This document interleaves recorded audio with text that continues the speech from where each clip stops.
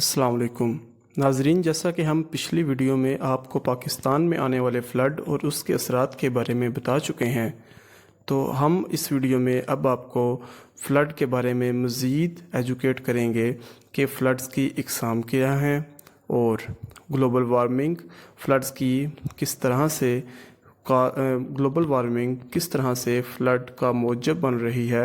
और इसके साथ ही हम बताएंगे कि ग्लोबल वार्मिंग का दरख्तों की कटाई के साथ यानी डिफॉरेस्टेशन के साथ क्या ताल्लुक़ है, और फिर यह कि ग्लोबल वार्मिंग, डिफॉरेस्टेशन, सैलाब की वजूहात किस तरह से बनती हैं।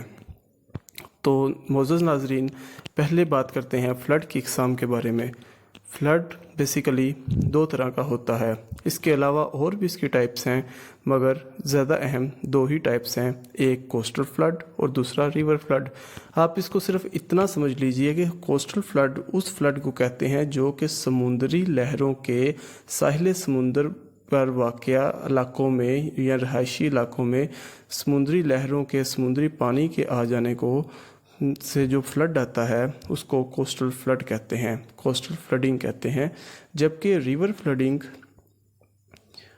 दरियाओं का पानी जब दरिया की हदूद में से निकलकर करीबी इलाकों में चला जाए और वहाँ जाकर वो इंसानी ज़िंदगी को नुकसान पहुँचाना शुरू कर दे, तो इसको कंडीशन को बोलते हैं रिवर फ्लडिंग।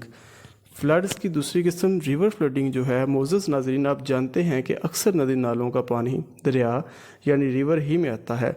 बकसरत बारिशों और मानसून के दौरान इन नदी नालों में तुग़यानी आ जाती है, नतीजतन दरिया में भी पानी की सतह बुलंद हो जाती है। मज़ीद बरा ये कि जिस खित्ते में हम आबाद हैं यानी जहाँ हमारा वतन अज़ीज़ पाकिस्तान मौजूद है, यहाँ मानसून गर्मियों के मौसम में जुलाई और अगस्त में आता है। इसी मौसम में पहाड़ों पर ग्लेशियर्स भी पिघल रहे होते हैं, ग्लेशियर्स का पानी भी दरियाओं से ही गुजर रहा होता है। अब ऐसे में मानसून का मामूल से ज़्यादा आ जाना रिवर फ्लडिंग का मौजब बन जाता है। जिस तरह के हमारे वतन अज़ीज़ पाकिस्तान में भी इस पर ऐसा ही हुआ कि मानसून अपने मामूल से बहुत ज़्यादा हुई, मानसून में बारिशें बहुत ज़्यादा हुई और जिसकी वजह से पाकिस्तान के सूबा सिंध और सूबा बलूचिस्तान ख़ास तौर पर इस सैलाब से मुतासर हुए हैं। अब ज़रा बात कर लेते हैं कि ग्लोबल वार्मिंग किस तरह से फ़्लड का बाइस बन रही है। दोस्तों, हमारी ज़मीन जिस पर हम आबाद हैं, इसका औसत दर्जा हरारत, एवरेज टेम्परेचर हर गुज़रते साल के साथ बढ़ता जा रहा है। इस टेम्परेचर के दर्जा हरारत के बढ़ने को ग्लोबल वार्मिंग कहते हैं। अब सवाल ये है कि ग्लोबल वार्मिंग दरियाओं की रवानी पर कैसे असरअंदाज हो रही है।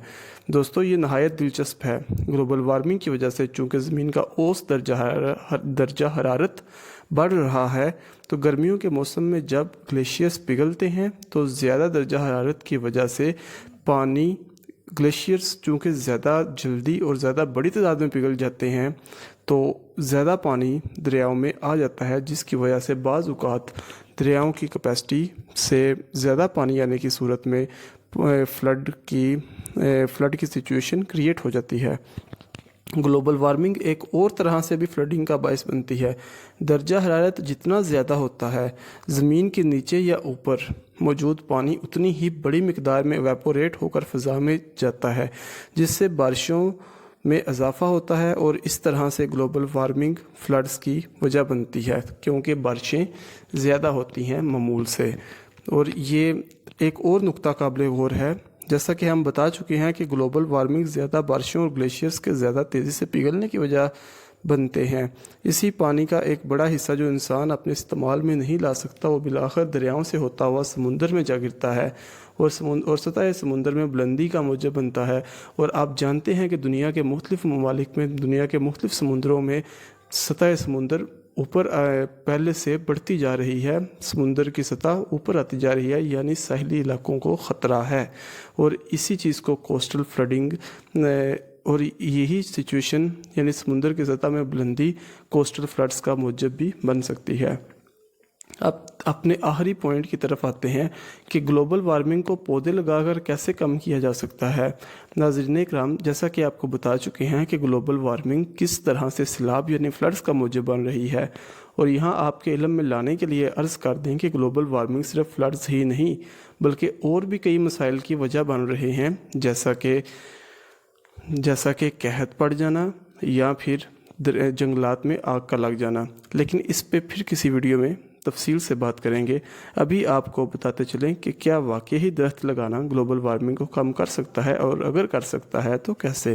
تو دوستو اس کا جواب ہے جی ہاں، پودے لگانا واقعی میں گلوبل وارمنگ کو کم کرتا ہے، کیونکہ پودے فضا میں کاربن ڈائی آکسائڈ کی مقدار کو کم کرتے ہیں۔ کاربن ڈائی آکسائڈ یعنی کاربن ڈائی آکسائڈ چونکہ گرین ہاؤس ایفیکٹ کی وجہ بننے والی گیسوں میں سے ایک ہے، تو اس کی کمی یقیناً گلوبل وارمنگ میں کمی کا باعث بنے گی۔ دوستو صرف پودے لگانا ہی گلوبل وارمنگ سے چھٹکارے کا حل نہیں، ہاں یہ اس کو بہت زیادہ کم یا بہت زیادہ حد تک کنٹرول کر سکتے ہیں، لیکن گلوبل وارمنگ کو اگر واقعی ہی ہم نے اس سے نجات حاصل کرنی ہے اور اس مسئلے کو ہمیشہ کے لیے ختم کرنا ہے، تو ہمیں دوسری ان چیزوں کو پر بھی چیک اینڈ بیلنس رکھنا پڑے گا جو کہ گرین ہاؤس ایفیکٹ کی وجہ بننے والی گیسوں کو اخراج کرتے ہیں یا ان کو فضا میں چھوڑتے ہیں، جس کی وجہ سے گرین ہاؤس ایفیکٹ اور پھر الٹیمیٹلی گلوبل وارمنگ کاز ہو رہی ہے۔ تو امید کرتے ہیں کہ آج کی ویڈیو آپ کو پسند آئی ہوگی۔ اللہ حافظ۔